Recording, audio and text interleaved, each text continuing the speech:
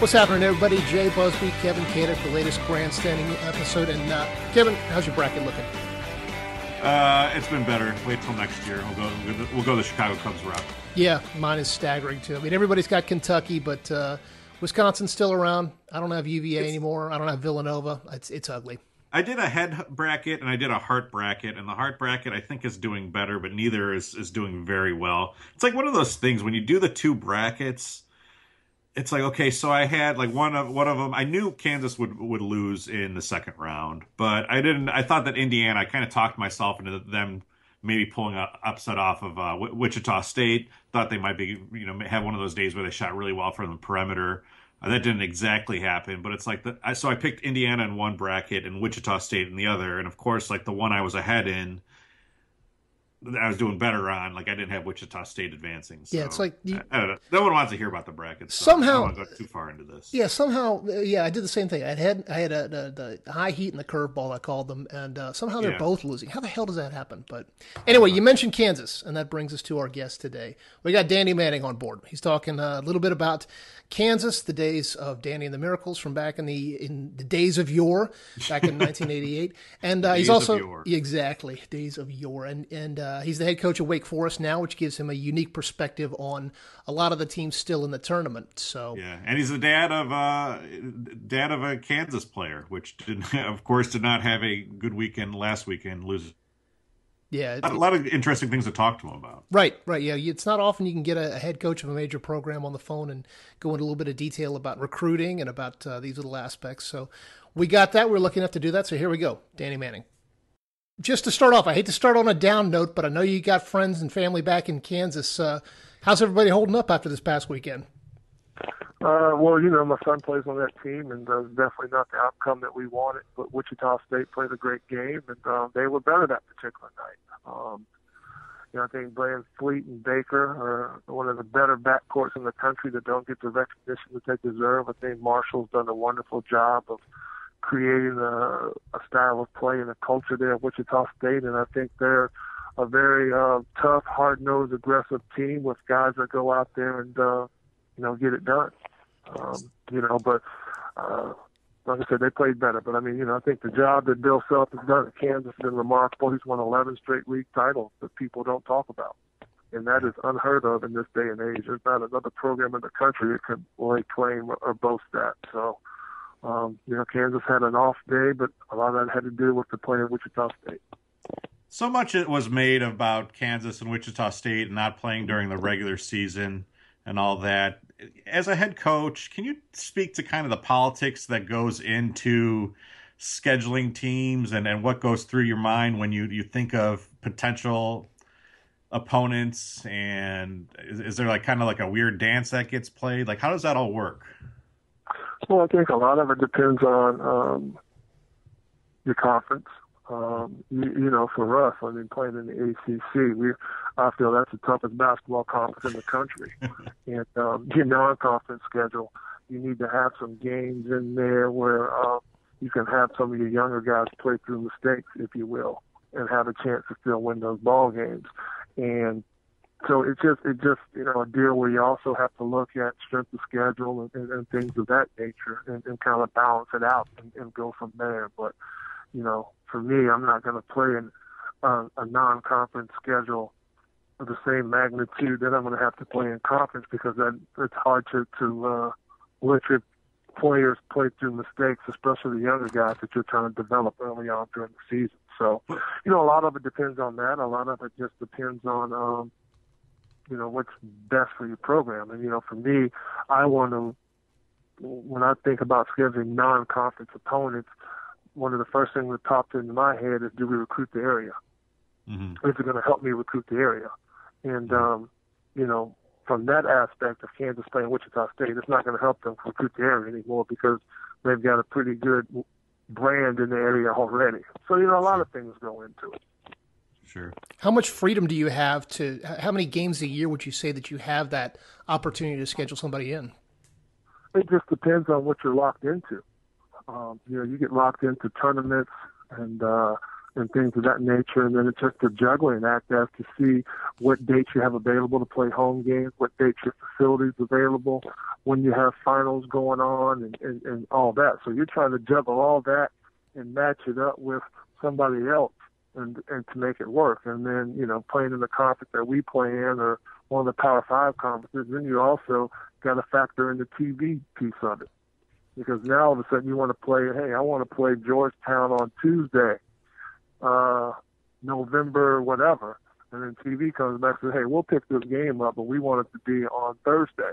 And now you got to go back and look and see, okay, does it work on Thursday? What do I have after that? What do I have, going on before that? So it's a big puzzle piece that you're really trying to navigate and put together. And, sometimes you really have teams that you want to play and just can't work out a date or time because of other conflicts. But it's, like I said, it's just a big puzzle piece, and it's hard to put together. Touching on what you said before, and you said the ACC is the toughest conference in the country. Well, people were saying that the Big 12 was coming to the tournament. That did not bear out over the first 2 rounds of games. Lots of Big 12 teams eliminated, but 5 ACC teams making it to the second weekend. Can you just talk about the strength of your conference and what do you see coming from these 5 teams into the Sweet 16 and beyond? Well, I think, first thing, Louisville and NC State are playing each other. That's going to be a great battle. Patino has done a wonderful job, Hall of Fame coach. He's got a terrific player in that back line in Montrezl Harrell, and Rozier is one of the better guards in the country. NC State's a very talented basketball team. They're led by Trevor Lacey. He does a great job of making tough shots and running that offense. And NC State bigs do a really good job of protecting the rim and rebounding the ball. And Cat Barber has been playing very well as of late, and so has Turner. Turner is a knockdown shooter. Notre Dame, Mike Bray's done a great job with those guys. To me, Jerry Grant is the first-team All-American. He's the guy that makes that Notre Dame team go. They shoot the ball exceptionally well from all spots on the perimeter, but I think Grant is the key to that team. In North Carolina, they've got a lot of depth. Marcus Page is really playing good ball right now. They have great wings in the defender, Tokido, the all-around player, Justin Jackson, and Theo Pinson coming in off the bench. I think Bryce Johnson doesn't receive all the recognition that he probably should for what he does on both ends of the floor. Kennedy Meeks is somebody you have to take into consideration and know where he's at all times. And then they bring in Hicks off the bench. And then the other guards that Carolina has, you're talking about Brett and Barry. So they play fast, they score a lot of points, and they're a very dangerous basketball team. Duke, Coach K has got another stellar group playing at a high level right now. They're led by their freshman, in my eyes. Okafor is a very dominant big guy who's a willing passer, great hands, and really good feet. Winslow is a jack of all trades and gets after it on both ends of the floor, offensively and defensively. Tyus Jones is a great floor leader, and I think Quinn Cook is having an outstanding senior year. So I know I'm missing a team. If you throw it to me, I can talk to you about it, but I don't have it in front of me. So.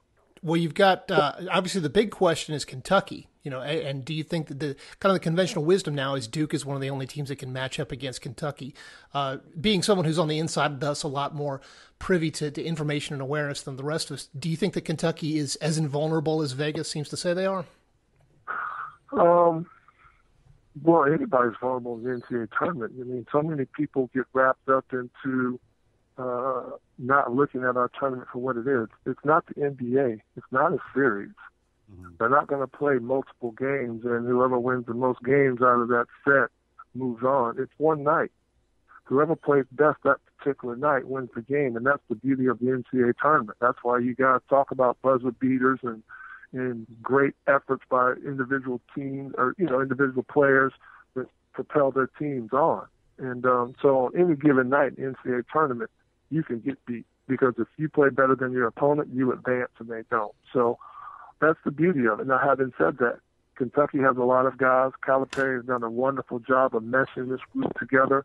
They play hard. They play together. They're unselfish, but they're not unbeatable. And, they understand that, and they're going to go out and put their best foot forward. And any team that's left, anybody that plays in postseason play knows that we can go out and win this ball game if we play better than our opponents. Now, Calipari has taken some heat from outside of the NCAA, further outside of the league itself, for the way that he recruits and the way that he's basically making it a one-and-done university. Is that, as a coach, does that make it more challenging for you to recruit? Do you have to suddenly look at a guy, might only have him for a year? Do you feel like you have to recruit in that style to keep up with him? Well, if you want to beat them, that's the bottom line. I mean, they're going to be players, we're talking about men's basketball, that come out and that are one-and-done players. You're going to have them every year. You're going to have them, now whether they have a successful NBA career or not, but there are going to be a lot of guys every year that are talented enough to play 1 year of college basketball and move on. And in my eyes, if we're going to play up against them, we might as well have some on our team, and that's a part of the landscape. And it is what it is. And whether people like it or not, that's the era that we're in right now. And Coach Cal has done a really good job of assembling a lot of talented basketball players. But he's not doing anything that's outside the system. This is how the system is set up at this particular time, and it's working for him. How do you feel about that, though? It doesn't bother me. Yeah. We got to go out. We got to recruit, and everyone has to go out and recruit. You only get 13 scholarships. That's all he's got, and you can't sign everybody. And as a college coach in the recruiting game, you hear no a lot more than you hear yes anyway. But you also have to factor in making sure that it's a good fit for what you're trying to do on the court and off the court. And so there are a lot of players that will play at different schools that wouldn't be a good fit at other schools. It's just kind of how it is. And you got to make sure you do your homework and find guys that fit your style. So how's the transition been for you coming into Wake Forest? How do you feel about what you're building? Where do you see you guys going? How do you feel about that challenge in the ACC? All that stuff. I'm excited. I grew up in Greensboro, North Carolina. When I was growing up, Wake Forest played their home games in the Greensboro Coliseum because they didn't have a gym on, That's where they played their games. So I grew up watching ACC basketball in Wake Forest, and I'm very fortunate and blessed to be here, and I'm very excited. My first year, I think I wish we would have had more wins. I like the direction that we're going, probably not as fast as I would like, but it's also a process. And, your first year and a half, you really have to put your foundation in because that's what you're going to build upon, and that's what you go back to when things kind of go awry a little bit. So I like what we're doing foundation-wise. We still have a few more months to really shore it up as we move on into our second season. But I'm excited, and, we got bright days ahead. Yeah, you guys have such a great history and tradition there at Wake Forest, and some great alums that have gone on to do such great things in the NBA. Have you been able to kind of harness that and use that to your advantage at all, or? Well, the history and tradition of Wake Forest basketball is something we're very proud of, and we talk to the recruits that we come in contact with about that. And, those guys have been very supportive, whether it's been Tim Duncan, whether it's been Jeff Teague, Chris Paul. All those guys want to see their school back in the big lights like it was when they were playing there. And that's part of the push for us. But, like I said, we're very happy and proud of our former dean and deacons that are representing us well at that professional level. You went through 4 years at Kansas, and you played all the way. You had the NCAA tournament, obviously. We talked with Jamal Mashburn last week, and he wasn't certain how he would handle the current environment where students are watched all this time, student athletes, and they're on their phones, they're on social media. Tom Izzo has tried to block his students from being on Twitter, his players from being on Twitter. How will you handle that once the time comes that Wake makes a tournament, once the time that you have to get into deeper? How are you going to handle that with your kids with the newfound constant attention that they're seeing? Well, this era, this generation, this is all they've grown up with. This is the information age, and it's not going to change. I think whenever you have more success in life, there's more attention placed upon you. And, you talk about that every day, making sure that you make good decisions, know that once you step outside of your apartment, that you're representing your family, you're representing our program, you're representing our university, and you got to make sure that you understand that you're always on. Once you step outside of your residence, you are on. And that's something we share with our guys all the time. But that's just what it is right now. Whenever anything goes down out in a public venue, phones come out automatically and they start filming and taking pictures. It is what it is. Yeah. So I have to say the first NCAA tournament I really remember is 1988. Following it, I was 10 years old. Does it feel like 27 years since Danny and the Miracles? Well, since you put it like that, I guess so. I mean, you know what? I mean, it's been a while, but very fond memories. And like I said, very fortunate to have that experience. Do your kids know about you? I mean, because they were still 5, 6, 7 years away from being born. Your students.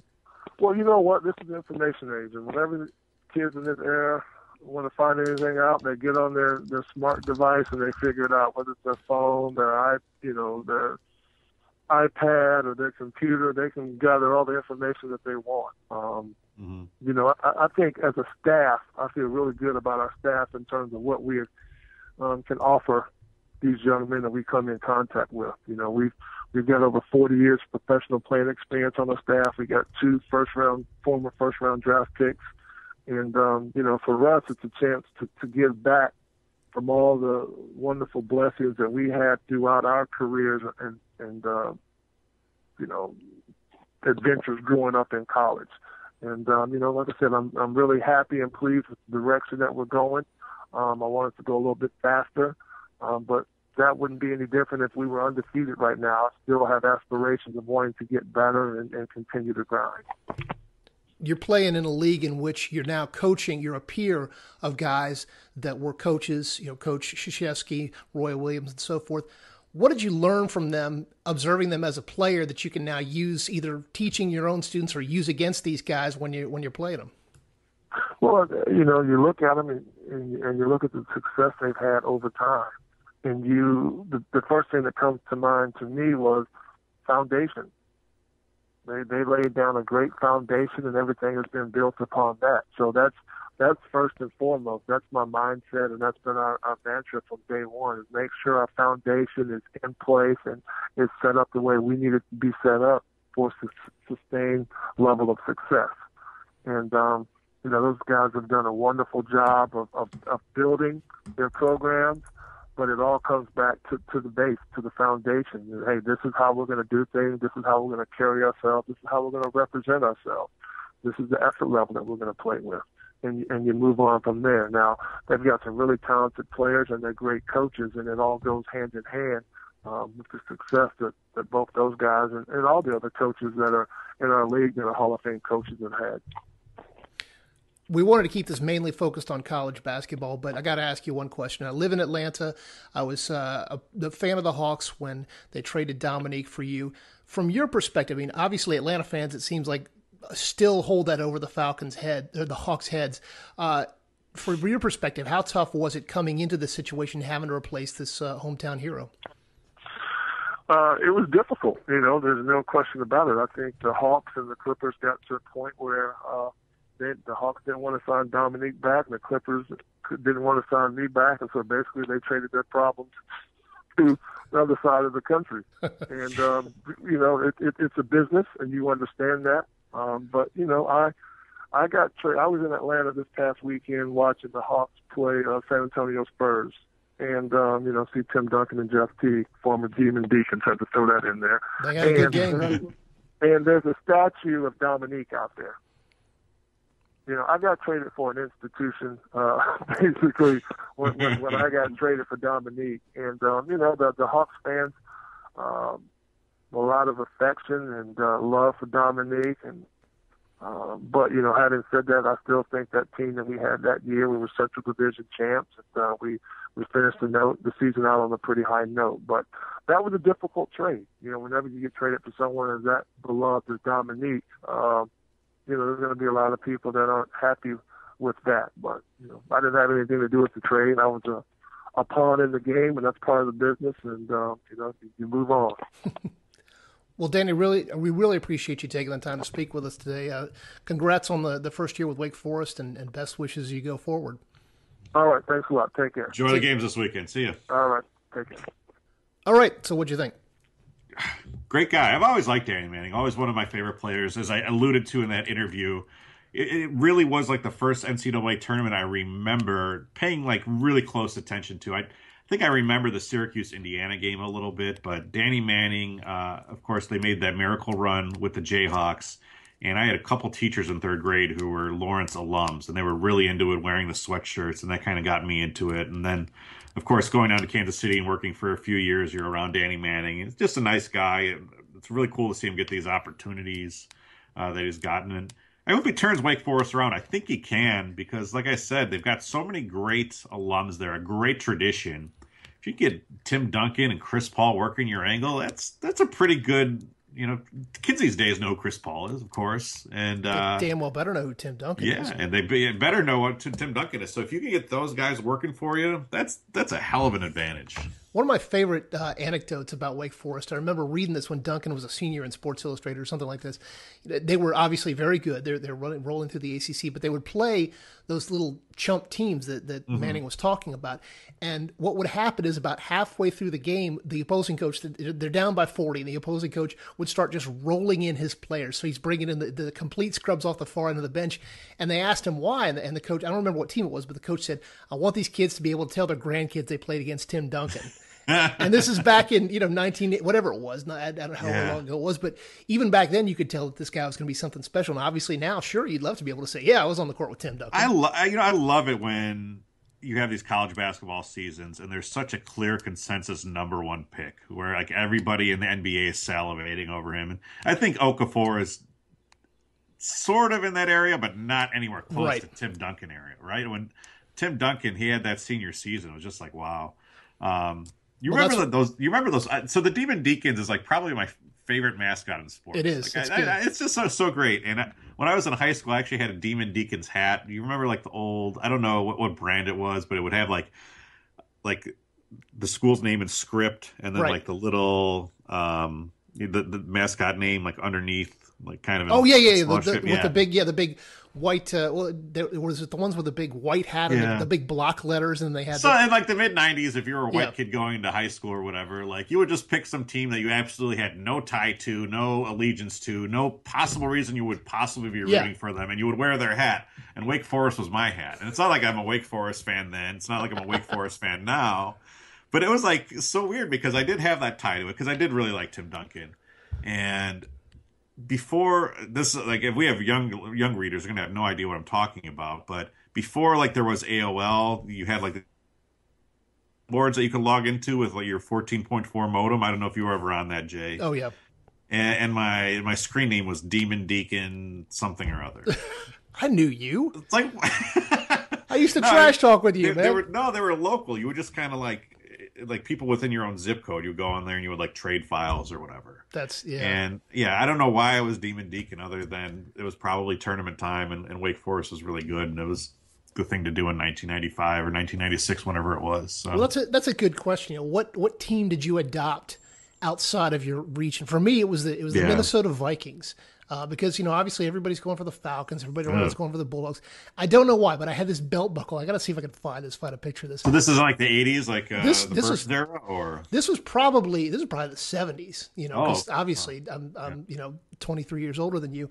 And it was these little, I had this belt buckle it felt like it was about the size of a manhole cover. and I wore it around to my elementary school because Fran Tarkenton was from I was going to say you're suburban Atlanta's biggest Fran Tarkenton fan. I was. He used to live in Atlanta, and we would see him every now and then. His kids played in some rec league near us. So we'd see him sitting over there, just hanging out in the stands. But it was the Minnesota Vikings for me. I have no idea why.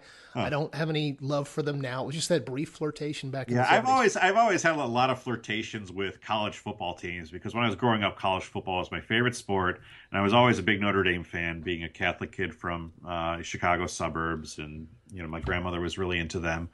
But I would always have these little flirtations. Like I'd read a book about Barry Switzer, and then I'd like Oklahoma, or Virginia Tech would get good, and I sort of like wanted to know everything about Blacksburg, and so to this day, like Frank Schwab, who I went to school with, and still makes fun of me for liking Oklahoma and Virginia Tech, and I don't know who else I've liked over the years. I liked Kansas State there for a while when Bill Snyder resurrected that program, not even resurrected, but just erected that program. So it's just weird. Like I don't know. Like they'll never be your favorite teams, but I feel like you can get into other stories, especially if your own teams aren't doing well. I mean, you probably, with the Hawks being so bad, I assume you probably picked up some NBA teams along the way. Yeah, right? yeah. There was, I mean, obviously there was the Hawks were such a mess all the way around. I'm trying to think. I was a Suns fan. I liked the way that the Suns played basketball. Even back in the 70s all the way through. But yeah, the Hawks had something to them, and that was why the Manning trade. I didn't want to go into it too much with Manning here, but I mean that trade just tore this city apart. Yeah. I mean, I did an article on the Hawks just a few weeks ago talking about the fans and the fans' reaction to this team and how apathetic they are. And even today, 22 years later, they're still citing that trade. I guess it's 21 because it was in 94. They're still citing this trade as a reason for why fans abandon the Hawks. I think we need to do a Yahoo branded 30 for 30 to come up with our own documentary series, and you do the Dominique Wilkins trade. That's not a terrible idea, actually. Did it 30 for 30? They let off with the Wayne Gretzky trade. They did. So we'll lead off with the Dominique Wilkins trade, which, of course, had such wide-reaching societal implications and cultural identity implications that Gretzky trade from Edmonton did. Yeah, well, should we tie in the John Smoltz trade next? One that worked out a little better for Atlanta than the Neek one did. Do you have alternate teams now? No, because at this point it's kind of weird because we've got to do this balance, We've got to do this dance where we pretend like we are unbiased, but everybody knows that we really are. Everyone knows that I'm, anyone that looks at our Twitter feed, sees that we are Chicago and Atlanta fans. So I think the more that we look behind the curtain, the less we are inclined to become fans of anything other than just our original teams. And there's teams I would prefer to see win, and right. I've always had an AFC team. So the AFC, I always liked the Buffalo Bills growing up because they were my Tecmo Bowl team. Yeah, of course. And out of that grew, I like the Buffalo Sabres. They're my Eastern Conference team. They're really, really bad this year. Like tanking games and like shooting at their own net at this point. Didn't they? So they could get Connor McDavid. Yeah. But so I kind of like those two teams in football and hockey. And then for baseball, I sort of, and we probably touched on this last year, but I sort of like the Royals just for my time in Kansas City. And I even like the Chiefs just because I have friends. Sometimes you want to see your friends' teams do well. Sure. I know you've said you want to see the Blackhawks do well because of me, so I appreciate that. That's but, it. So I think that when I root for other teams, it's because of that. So I lived in D.C. right after college, and I got tickets to the like a partial season ticket. I wasn't even buying anything other than ramen, but I still managed to scrape together enough money to get partial season tickets to the opening season of Camden Yards. And so, yeah, I always still have a soft spot for the Orioles as a result of that. And that was, you've been there, haven't you? Oh, I love Camden Yards. It was, it's probably my favorite park. Maybe PNC is up there. And I'm a little bummed that they're not going there for the All-Star game because Selig was fighting with Angelos. And they were supposed to go there in 2016. Right. And now they just blew up the whole thing. And I think they're going to Miami next year. Wonderful. Yeah. We are all. You okay there? Excuse me. No, I had a hiccup. We're all over the map here today, aren't we? Yeah, we are. That's so fun. I don't know. I mean, the fandom's an interesting thing to talk about. It is, yeah. And we need to find, especially like when you like uniforms. I mean, that's the thing. Like, I'm a big uniform guy. I'm a big hat guy. So like, I have a lot of different hats, and it does feel weird sometimes to go out in suburban Chicago wearing a San Francisco Giants hat because people will say. We actually went to a Bruce Springsteen concert a couple of years back when the Orioles had their resurrection, and I was wearing an Orioles hat. Someone came up to me and it was like, "Oh, you must be blah blah blah." And I was like, "Yeah, man, Orioles are having a great thing." Blah blah.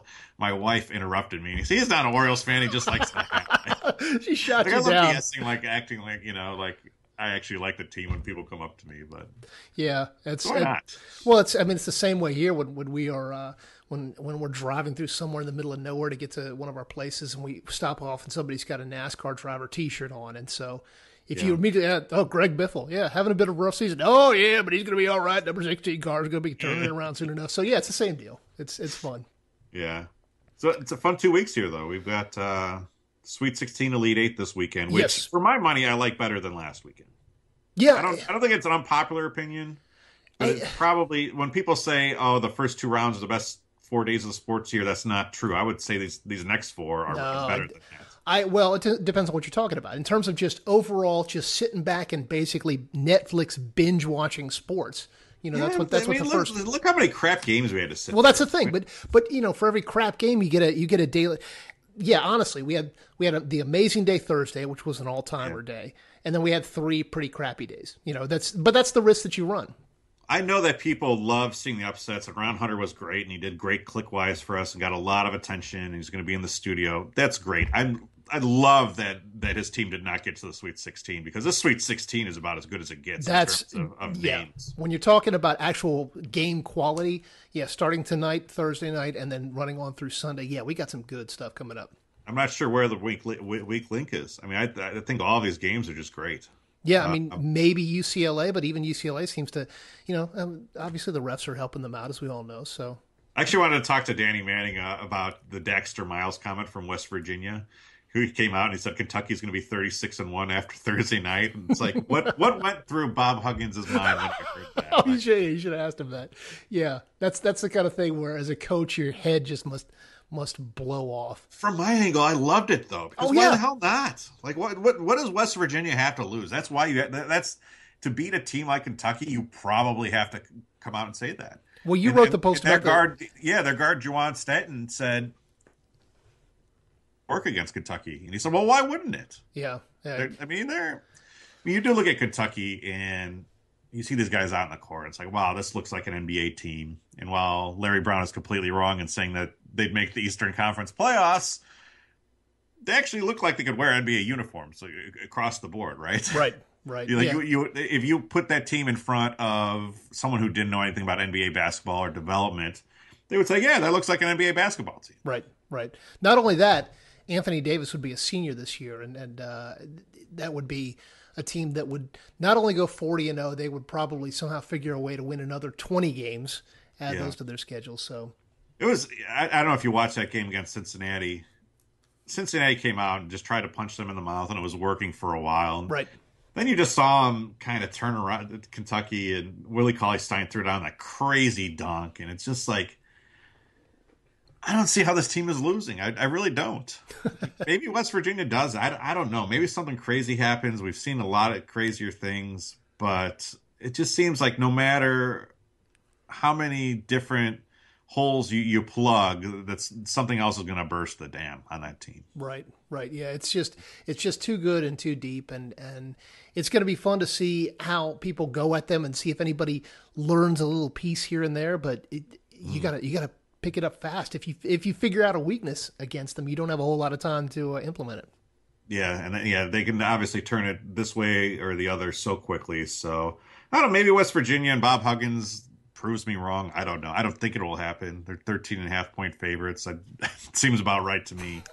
And then if Kentucky advances, they get Wichita State and Notre Dame, and I'd just love to see that Wichita State rematch. Oh, yeah. Because that was a great game for a round of 32 game. So when we say, okay, well, maybe the first weekend's a little underrated, but then you get a Wichita State and Kentucky thrown in there, or, Wichita State, Kansas, something like that, then that's where you're just kind of waiting and waiting for that game to really rise up and become good. So now, heretical opinion here. Do you think that the NCAA should shrink in order to make it more so that you have fewer teams?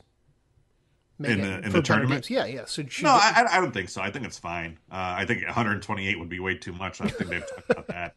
But I think it's fine. I don't have a problem with those Cinderellas getting through to the second weekend, but I think you do want the best games because, if you're an NBA fan and you're a little biased against college basketball, saying this is not a good product, you did see it last weekend, right? Where, oh, hey, here comes a great, here comes a great ending, and okay, this guy didn't create a shot, he couldn't get it off, and I think there was like 3 or 4 instances where that happened, where it's like, okay, well, in the NBA that would have happened. And I vined a couple different times where it's like this guy completely misses a layup on this one end of the floor, and then the other team runs the other side of the floor and completely blows a layup there. So. Yeah. That was very frustrating to watch when you've got 3 and 4 possessions in a row where you've got shots missed and clanging off the back of the rim and missed layups and things like that, and it looks sloppy. Yeah. So I think when you start talking about that, I think it's great when George Mason or Butler gets through to the Final Four. I think those are great stories, and it's fine if it happens every 5 or 6 years. But I'd rather have really the cream of the cream get through. As Danny said, it's not a best of 7 game series, so that's what we do love about this. But sometimes it does bring down the quality of play in the later rounds. Do you miss the 80s and 90s era of basketball? Because I sure do. When you had a team that was together for several years and you got to know these guys, and you knew that Leitner or Weber or UNLV guys, Stacey Augmon and Larry Johnson, you knew that these dynasties were looming and waiting to play each other. I miss those times. Yeah, watching that Leitner thing, it was just crazy. It's like, oh, here's the time he went to go play Shaquille O'Neal. And it's like he played in so many big games against so many big players who you knew at the time were going to be big. Right. Went on to be big. Did we talk about this last time?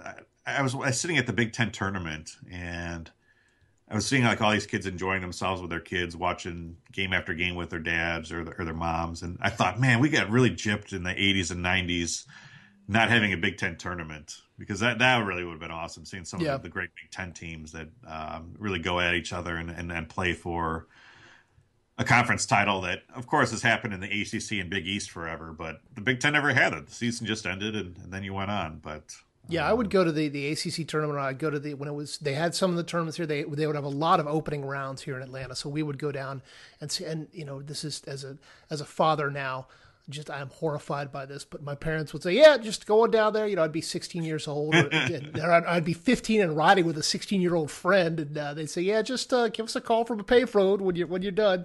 And no way I would do that now, or no way I would let my kid do that now. But yeah, we'd do that kind of thing where we would just go and you'd be there all day and just nonstop, and it was so much fun.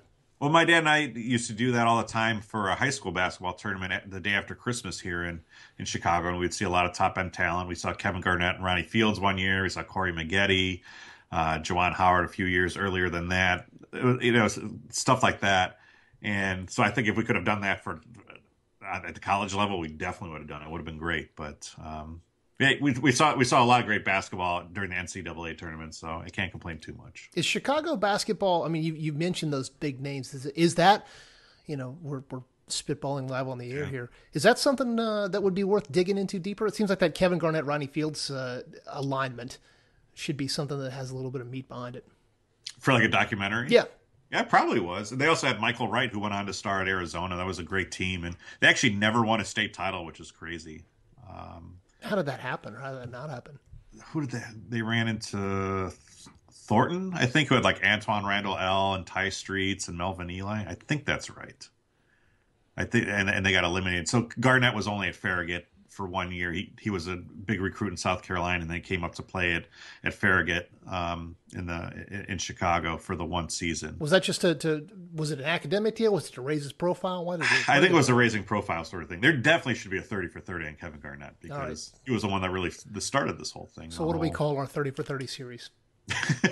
I don't know. Can we do it all on our iPhone? Yeah, exactly. Why the hell not? Just with the letter Y. That's it. So there's great stuff. I mean, for my money, Chicago basketball is the best. Illinois hoops. I was looking at the Chicago Tribune all-state team from like the year I graduated. It was crazy, like the number of big players that were on there, just name players.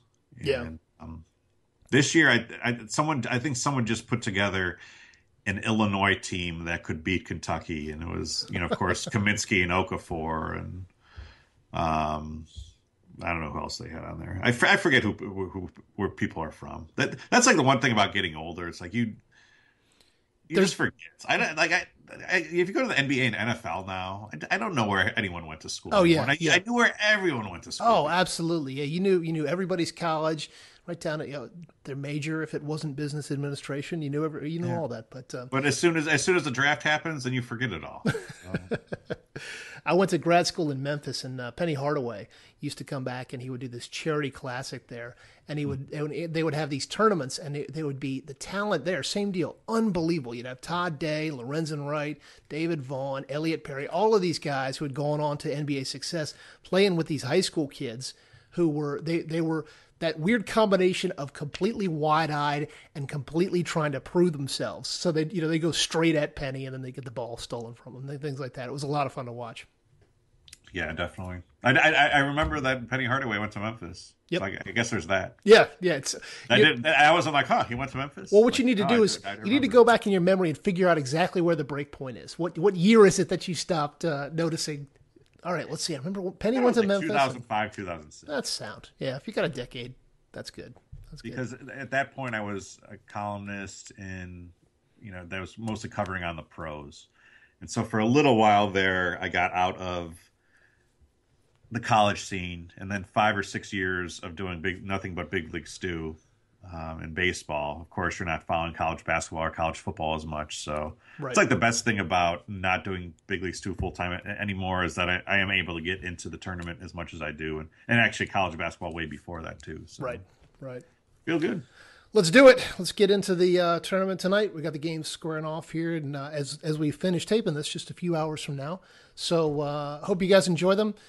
If you have enjoyed listening to this, we got more guys coming up. We got Andy Barron's doing some fantasy baseball for us very soon. Got a few more Masters guests lined up. So hit us on iTunes. Find our videos on Yahoo Sports.